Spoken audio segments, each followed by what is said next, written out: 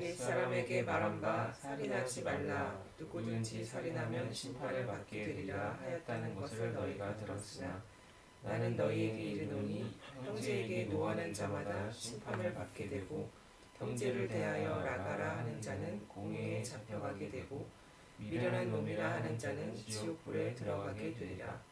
그러므로 예물을 제단에 드리려다가 거기서 내 형제에게 원망 들을 만한 일이 있는 것이 생각나거든 예물을 제단 앞에 두고 먼저 가서 형제와 화목하고 그 후에 와서 예물을 드리라.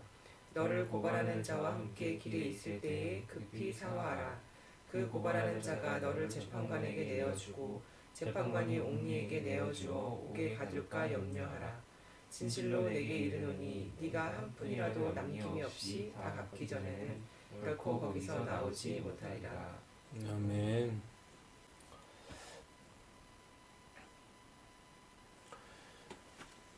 예수님은 율법을 폐하고 새로운 율법을 주는 것이 아니라고 다시 한번 말씀드리겠습니다.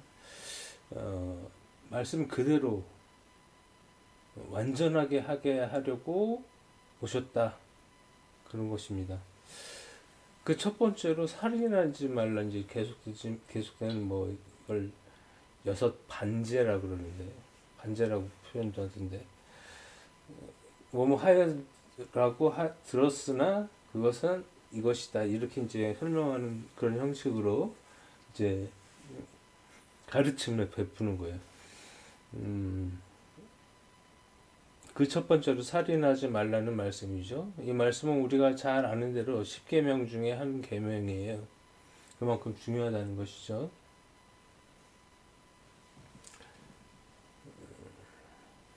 살인은 언제부터 시작했어요? 창세기 때부터. 예? 창세기 때부터. 창세기 언제? 가인 때부터. 그쵸. 가인과 아벨 때부터 시작했죠. 그러니까 아주 오래된 말씀이라는 거예요. 그거에 대한 말씀은 뭐 당연한 거죠. 생명이 있는 곳에 죽음이 있지만 그 죽음을 하나님께서 주시는 것이 아니고 인간이 당겨서 이제 누군가에게 피해를 준다고 한다면 그것은 살인이 되겠죠. 당연히 살인하지 말아야 합니다. 인간의 본성을 가진 사람이라면 누구나 생명을 빼앗는 일은 큰 죄라고 공통된 인식, 암묵적 동의가 있습니다.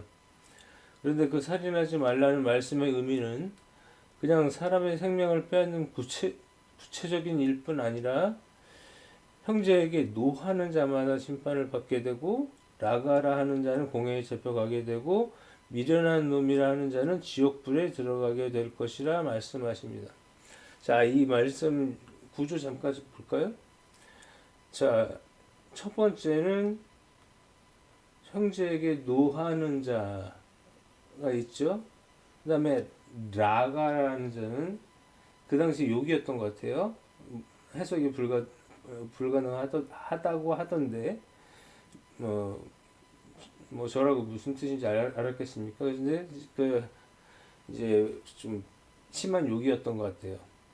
그리고 이제 미련한 놈이라고 얘기하는 것들은 좀 더 구체화되고 있죠. 그런데 첫 번째 노하는 사람은 심판을 받게 되고 공회에 심판을 받게 되고 그 공회에 잡히게 되고 지옥불에 떨어진다. 이건 이렇게 모아지고 강해지고 있어요. 초점이 모아지고 강해지고 있는. 그러면 이것이 다 같은 거라는 거예요. 같은 얘기를 반복해서 얘기하는데 더 심도 있게 표현하고 있다는 것을 얘기해요. 언젠가도 히브리 사람들이 성경을 표현하는 방식 중에 하나다 이렇게 말씀을 드렸는데 바로 그런 말씀이죠. 그래서 노하는 자, 라가라는 자, 미련한 놈 이렇게 딱딱 떨어져서 생각하는 것이 아니고 뭐 노하는 자는 심판을 받게 되는데 그렇게 딱 떨어져서 하는 게 아니고 노하는 자가 심판을 받게 되고 자라가는 자는 공회에 잡게 되고 미련한 놈이라는 자는 지옥불에 들어간다. 이것이 다 한 묶음이라는 것이죠. 그걸 좀 기억하시고 그러면 이것에 대한 내용은 뭘까요? 한마디로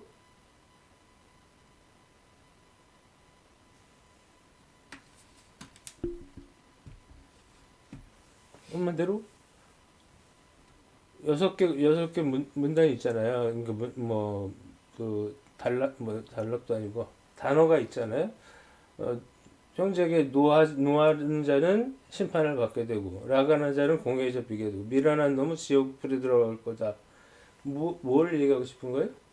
형제에게 분노하지 말아라. 이 얘기를 하고 있어요. 맞습니까? 이전에 우리가 알고 있던 살인하지 말라는 명령의 본래 의미는 형제에게 분노하는 것에서부터 출발한다고 말씀하고 있습니다.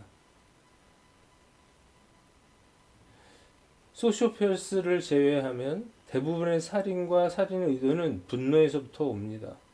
정말 억울한데 도저히 해소할 방법이 없을 때라든지 마땅히 벌을 받아야 할 사람이 제대로 된 처벌을 받지 않을 때라든지 그 이유는 많을 것입니다.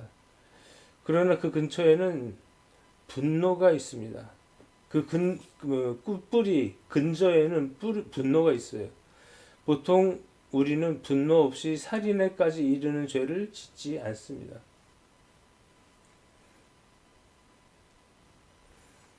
분노가 왜 살인이냐 할 수 있을 거예요. 분노는 인간의 자연스러운 감정 중에 하나입니다. 그렇죠?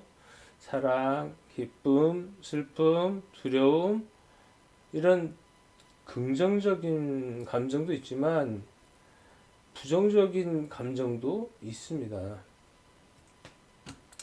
그 중에 분노라는 감정이 있죠. 분노는 두 사람을 죽입니다.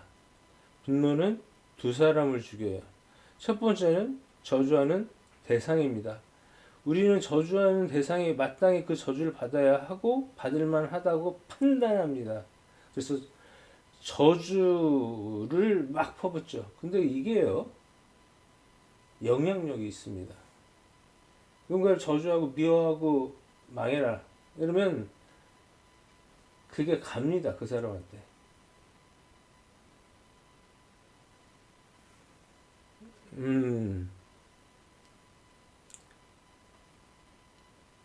중요한 거는 저주의 대상이 마땅히 그 저주를 받아야 하고 받을 만하다고 판단하는 그 주체가 누구냐? 바로 나라는 거예요. 내가 재판장이 돼서 나는 선하고 억울한데 저 사람은 죽어 마땅한 죄를 지었으므로 죄만큼 아니 지은 죄보다 더 큰 죄를 더 큰 벌을 받아야 내게 쌓였던 분노가 사라질 것이다. 분노를 시킬 것이다. 분노를 거두어 드릴 수 있을 것이다. 라고 결정합니다. 누가요? 이 모든 것이 나 한 사람한테서 모든 것이 이루어졌어요. 세상의 모든 일에는 원인과 결과가 있습니다. 정말 악의적인 의도를 가지고 저지르는 범죄가 있습니다. 그럴 때 우리는 분노합니다. 그리고 그 죄에 상응하는 벌을 받기를 바랍니다. 하지만 대부분의 경우 처벌은 너무 가볍죠. 아니 저렇게 큰 죄를 졌는데 저만큼밖에 안 돼? 뭐 이렇게 생각하는 경우가 더 많던 것 같아요. 저는 실제 이제 그런 생각을 가끔 합니다. 만약에 누군가 나한테 몸을 상하게 했다. 몸을 상하게 해서 그 몸이 회복되고 정상적인 생활을 하고 또 트라우마가 사라질 때까지의 시간만큼 그 사람이 벌을 받거나 그것에 상응하는 벌금을 내거나 이렇게 하면 좋겠는데 뭐 내가 다리가 만약에 부러졌다. 만약에 무릎이 나가서 평생 동안 무릎을 못 쓰게 운동선수인데 못 쓰게 됐다.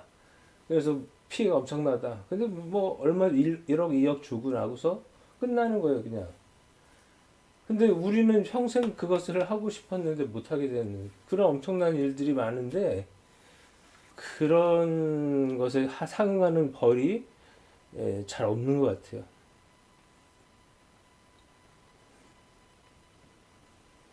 또 첫 번째는 이 모든 것이 내가 판단한다고 말씀했죠. 세상의 모든 일에는 원인과 결과가 있는데 악한 의도를 가지고 저지르는 범죄가 있고요. 우리가 생각할 때 그것은 너무나 가볍죠. 그러나 그건 내 관점입니다. 다른 관점이 있을 수 있다는 것을 인정하기 바랍니다. 닭장에 여우가 들어와서 닭을 잡아먹는다면 여우가 악일 수 있습니다. 그러나 여우의 새끼들을 먹이기 위해서 닭을 잡아가야만 한다면 여우의 그 행동도 선일 수 있습니다. 또 죄보다 처벌이 가벼울 수 있지만 과도할 수도 있습니다. 큰 죄를 저지른 사회지도층은 죄에 비해서 벌이 너무 가볍고 사무실에서 800원 아마 한 4차례인 것 같아요. 800원을 가져다가 믹스커피를 사 먹은 버스 기사가 있어요. 운전하고 너무 피곤하고 또 졸리고 하니까 커피 믹스를 몇 번 사무실에서 꺼내다가 먹었던 것 같아요. 이것이 고발이 돼가지고 결국 이 버스 기사는 퇴직을 당하게 됐어요. 퇴직당하게 되면 퇴직금이 없습니다.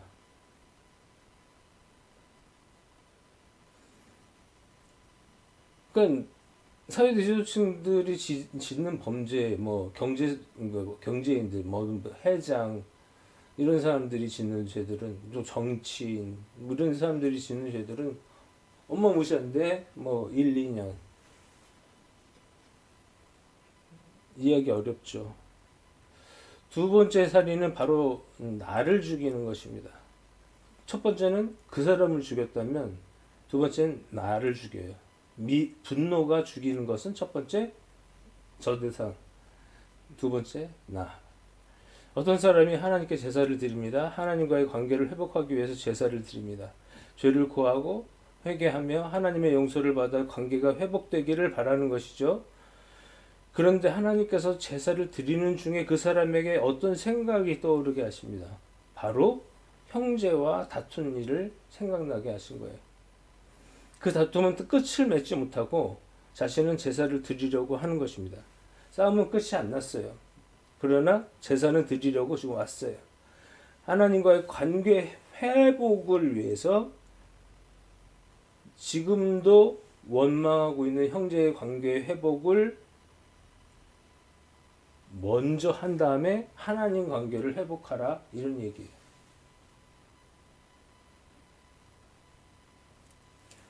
하나님과의 관계를 회복하고 싶어 하죠. 하나님과 관계를 해야 형통하고 복을 받고 평안하고.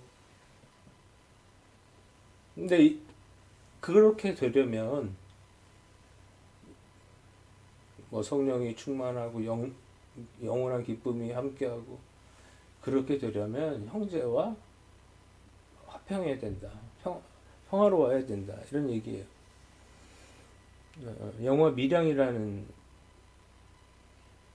뭐 소설 바탕의 원작의 영화가 있었습니다. 주인공 여인은 남편이 죽자 남편의 고향 밀양으로 아들을 데리고 무작정 갑니다. 그 여인에게 그 여인에게는 타양인 밀양에서 한 사람 한 사람 관계를 넓혀갑니다. 그런데 어느 날 아들이 오지 않는 것입니다. 아들을 찾아 정신이 나간 사람처럼 밀양을 헤집고 다닙니다. 아들은 결국 유괴됐고 돈을 받지 못한 범인은 그 아들을 죽여버립니다. 아들을 유괴하고 죽인 범인은 바로 그 아들의 학원 원장이었어요. 그 마을에 이 여자가 돈이 있다라는 소문이 돌았어요. 돈이 많은데 밀양으로 이렇게 내려왔다라는 소문이 돌아가지고 그런 일을 벌였습니다. 믿었던 사람에게 배신당한 슬픔도 있지만 아들을 잃어버린 고통으로 몸부림칩니다. 밀양으로 내려오기로 결정한 자신을 원망하기도 했을 것입니다.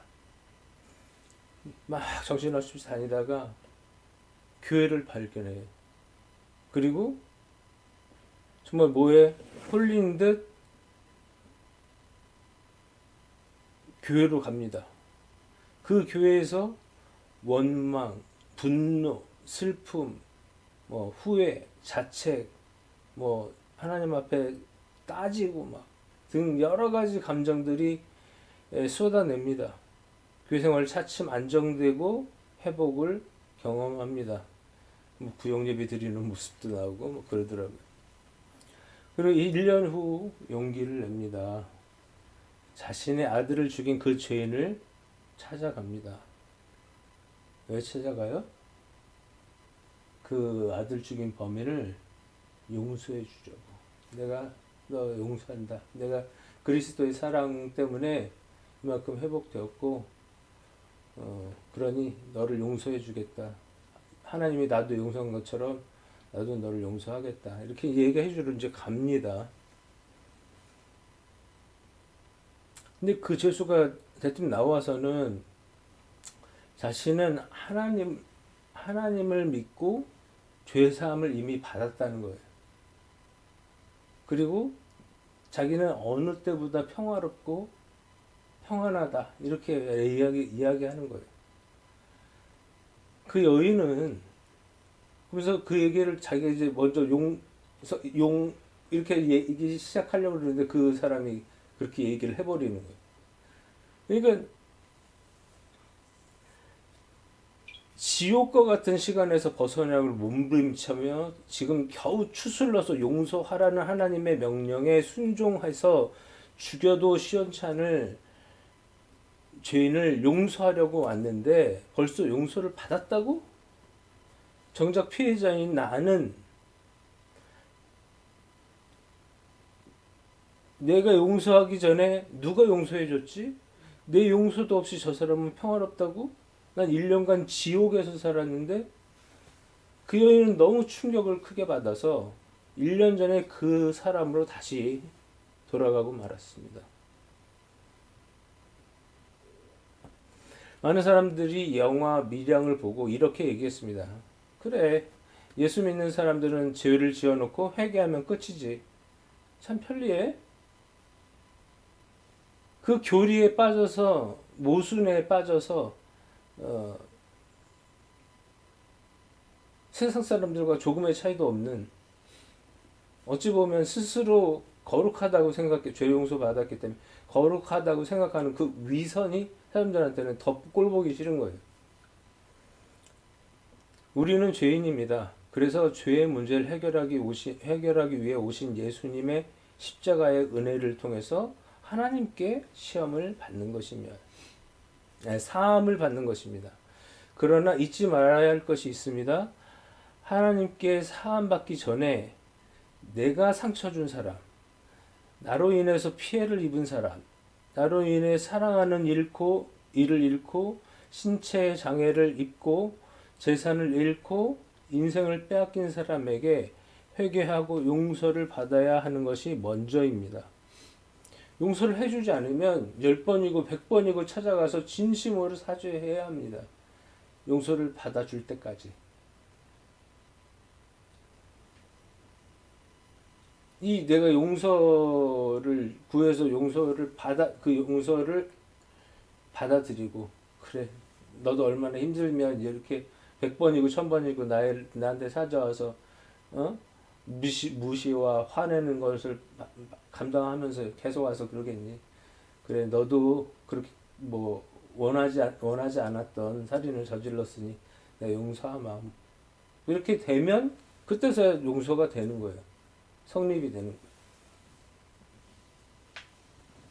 근데 우리가 생각할 때 하나님께 용서받았으니까 땡, 이게 아니라는 거예요. 하나님과의 관계가 성립이 되려면, 회복이 되려면 인간과의 관계가 평화로워야 돼요. 이걸 간과해서 안 됩니다. 우리 많이 보죠. 세상을 속에서 여러분들은 잘 볼지 모르겠지만 살아보니까 크리스찬이라는 사람들 중에 더 나쁜 건 아니라고 생각해. 더 나쁘진 않다고 생각해요. 근데 크리스찬들 중에 평소에는 막 예수님, 하나님, 예배, 어떤 집사님이 뭐 어쨌잖아, 어떤 장로님이 어쨌잖아, 이런 얘기하면서 실제의 삶은 전혀 세상 사람들과 다르지 않고 뭔가 좀 더 이렇게 선한 결정을 하고 선한 영향력을 미치기보다는 똑같은 사람이 있더라는 거죠. 그런 사람들은 하나님과의 관계가 뭐 집사로서 만나는 게 아니고 권사로서 만나는 게 아니고 목사로서 만나는 게 아니기 때문에 하나님과의 관계를 회복하려면 사람과의 관계를 회복하게 한다는 것입니다. 마지막으로 두 사람이 소송을 하게 됐습니다. 근데 공교롭게도 같은 길을 가고 있었나 봅니다. 예수님은 그 두 사람이 소송 판결이 나기 전에 서로 화해하라고 하십니다. 그것은 단순히 그 판결 이후에 닥칠 단죄가 무서워서가 아닙니다. 고발한 사람은 고발을 당한 사람에게 받아야 할 돈이 있었던 것으로 보입니다. 그런데 그 돈을 주지 않으니 법의 힘을 빌릴 수밖에 없었던 것이죠. 소송 당한 사람은 갚을 생각이 없었지만 갚을 만한 돈은 있었던 것 같아요. 나중에 보니까, 성경 후에 보니까 소송 당한 사람도 억울한 면이 있을 수 있습니다. 그렇죠? 우리가 알지 못하는 내용이 있을 수 있겠죠? 그러니 법정까지 갔겠죠. 하지만 예수님은 재판정에 가는 길에 서로 화해하라고 말씀하십니다. 여지껏 서로의 주장이 옳다고 여기며 조금의 손해도 보지 않으려고 했던 관계가 갑자기 화해할 수는 없는 노릇일 거예요. 갑자기 서로 뭐 그거는 내가 옳다, 너 아니다, 그건 내가 옳다, 그것은 내가 그 뜻이 아니었다, 뭐 이러면서 돈을 얼마를 줘라, 내가 왜 그만큼을 줘야 되냐, 뭐 이런 식으로 막 싸우고 있었을 거예요. 근데 갑자기 화해하라. 어떻게 화해가 될까요? 한 사람이 손해를 봐야 되겠죠. 이런 상태에서 화해하려면 손해를 봐야 돼요. 비록 억울한 점이 있더라도 갚아야 할 돈보다 더 많은 것을 요구한다 할지라도 주어라. 항의하는 소리가 들리는 듯 하는데요. 왜 그리스도인들이 항상 손해를 봐야 합니까? 왜 항상 양보해야 합니까? 왜 그리스도인만 참아야 합니까? 왜 그렇습니까? 이렇게 하죠. 왜 그럴까요? 예수 그리스도께서 그렇게 하셨으니까. 그럼 예수님 왜 그렇게 하셨을까? 너무 선해서? 하나님이신 예수님이 십자가에서 피조물들에게 수치와 모욕을 견디시면서 고통 속에 돌아가셨으니까. 그러나 부활의 첫 열매가 되어 승리하셨으니까.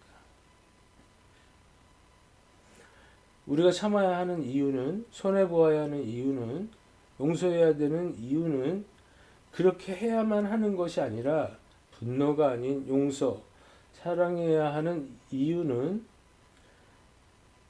그렇게 하면 하나님 관계가 온전해집니다. 하나님의 은혜가 그 손해의 자리에 용서의 자리를 채워주실 것입니다. 내가 물질적으로 손해봤다. 감정적으로 손해봤다. 어떤 관계에서 손해를 봤다라고 한다면 그 손해 구멍 속에 하나님의 은혜가 채워주는 거예요. 구멍 난 만큼. 그가 손해일까요? 손해가 아닐까요? 예수 그리스도께서 그 많은 수치와 모욕을 억울하잖아요. 억울하게 죄를 뒤집어 쓰고 십자가에 달려 돌아가시잖아요. 달려 돌아가신 만큼 하나님의 은혜와 성령의 충만함이 예수님과 함께 하셨던 것처럼 우리가 그렇게 하면 하나님으로부터 오는 은혜와 축복이 있습니다. 꼭 기억하시고 내가 왜 손해를 봐야 돼? 그렇게 생각하지 마시고 왜 손해를 봐야 돼? 라고 누군가 묻는다면 하나님의 은혜가 너에게 채워주실 거야. 너를 채워주실 거야. 갚아주실 거야. 이렇게 갚아주셔서 그 사람을 뭐 이렇게 해코지 해주십시오가 아니라 내가 그만큼 베푼 만큼 하나님의 은혜로 채워주십시오. 이렇게 기도하는 게 옳다는 것입니다. 같이 기도하겠습니다. 하나님 아버지, 오늘도 말씀 가운데 하나님께서 말씀하시는 바를 분명히 듣고자 연구하고 노력하였습니다. 또한 우리가 그것을 사모하려 이 자리까지 왔습니다.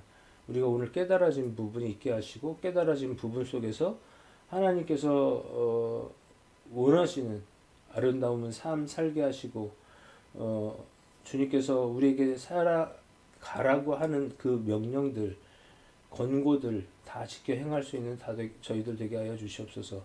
주님, 이 사람에게 원망하고 분노하는 그 모든 것들이 하지 말아야 되는 이유는 주의 은혜가 우리와 함께하기 때문인데 그 시스템을 우리가 너무나도 깊게 받아들여서 생활 속에서 하나님의 은혜가 충만한 삶 되게 하여 주시옵소서. 예수님의 이름으로 기도합니다. 아멘.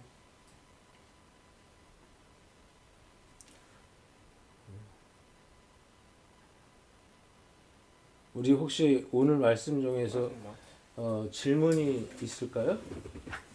질문? 깨달아진 거라든지 새롭게 알게 된 거라든지 질문이라든지 그런 게 있을까요? 약간 재밌었던 거는 이거 이 한 절 한 절은 아니고 한 단락 한 단락마다 이렇게 새로 알게 되는 점이 있다는 게 좀 신기했고요. 그리고 마지막에 손해를 보면은 그 손해 난 곳에 하나님의 은혜가 채워진다 이렇게 얘기하는 그 말씀 들으면서 그렇게 된다면 오히려 손해를 보는 것이 이득일 수 있겠다. 세상적으로 손해를 보는 게 하나님의 관점에서 볼 때는 더 이득일 수 있겠다. 뭐 어렵긴 하지만 이렇게 말씀 생각하면서 한번 또 뭔가 이해관계가 틀어지거나 할 때 한번 해봐도 좋겠다 생각했습니다. 그래요. 안녕하십니까, 김성문 목사입니다. 저는 목회자로 또 신학자로 30년을 살았습니다. 많은 성도들을 보았고 불신자들도 만나봤고 또 가난한 성도라고들 하죠. 교회를 다녔으나 이런저런 상처를 안고 교회를 떠나 계신 분들도 많이 만나봤습니다. 가장 가슴 아픈 것은 이단에 빠져 계신 분들입니다. 꼭 필요한 평신도 교육이 있었다면, 바르게 말씀을 대하는 방법을 알려주었더라면 이단들의 그 얄팍한 신학조차도 구분해내지 못하는 일은 없었을 것입니다. 그 죄는 저를 비롯한 목사들의 책임입니다. 그래서 지금이라도 교회 안의 성도들과 교회 밖의 성도들, 그리고 아직 복음을 알지 못한 분들에게 쉬우면서 정확한 성경을 함께 연구해가면서 성장해 나가길 바랍니다. 맨 앞에 페이지에 제 학력을 넣은 것은 잘난 척 하려는 것이 아니라 건강한 정통 신학을 공부한 사람이라는 것을 말씀드리고 싶어서 써놓은 것입니다. 오해하지 않으셨으면 좋겠습니다. 이 사역을 위해서 기도해 주십시오. 제가 지쳐 넘어지지 않도록, 또 성경을 바르게 보고 바르게 전할 수 있도록, 그래서 성도님들이 이 말씀을 가지고 힘을 얻고 기쁨을 회복할 수 있도록 기도 바랍니다. 또한 재정적 후원도 필요합니다. 유튜브의 특성상 최소의 얼마의 시간과 구독자가 있어야 수익이 발생하는 구조이다 보니 제 컨텐츠 많은 사람들이 보기 어려운 분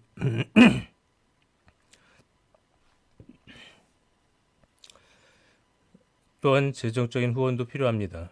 유튜브의 특성상 최소 얼마의 시간과 구독자가 있어야 수익이 발생하는 구조다 보니 제 컨텐츠가 많은 사람들이 보기에 어려운 분야이고 유명한 목사나 연예인도 아니기 때문에 쉽게 그 수를 충족하기 어려울 것 같습니다. 저희 교회는 메타교회이나 대한예수교 장로회 합동측에 소속되어 있고 비영리단체로 등록되어 있어서 헌금 영수증이 필요하신 분들은 연말정산 기부금 세액 공제에 사용할 수 있도록 준비하겠습니다. 교회 건축은 하지 않기 때문에 건축헌금 필요 없습니다. 하지만 교회가 정해지지 않아서 11조를 낼 것이 마땅치 않다면 저희 교회에 헌금하시기 바랍니다. 정해진 사례와 교회 운영에 필요한 금액을 제외한 헌금 전부를 해외나 국내의 선교 사역을 위해 사용하겠습니다. 지금은 마태복음을 공부하고 있지만 조만간 창세기 연구를 할 계획이며 그 다음에는 바울서신 이런 식으로 계속 진행해 나갈 계획입니다. 후원을 기다리고 있겠습니다. 감사합니다.